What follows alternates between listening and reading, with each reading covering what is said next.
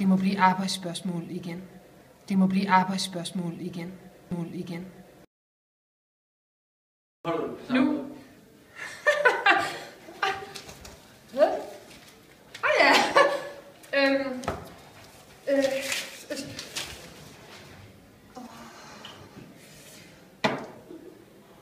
Hej. Det må blive arbejdsspørgsmål. I dag har jeg lavet 24 arbejdsspørgsmål i den grimme ælling. Og jeg kunne godt tænke mig, at I sætter ud i grupper og arbejder med, hvem er fortælleren? Hvilken tid er den skrevet i? Bare lige på døren her. Kom ind. Hej, Karen. Hej, Christine.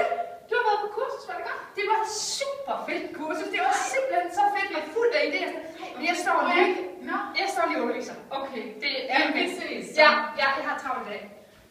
Miljø kan også være vigtigt.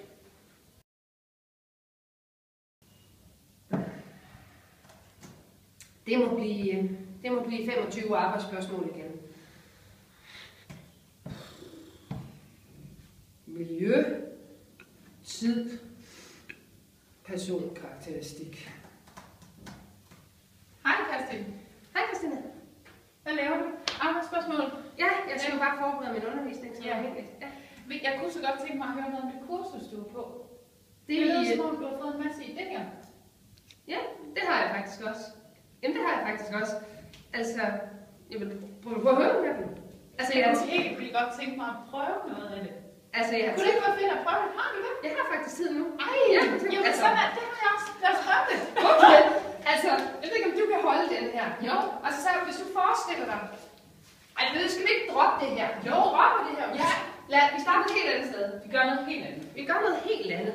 Altså, kunne man forestille sig, hvis du også lige holder den, at man så...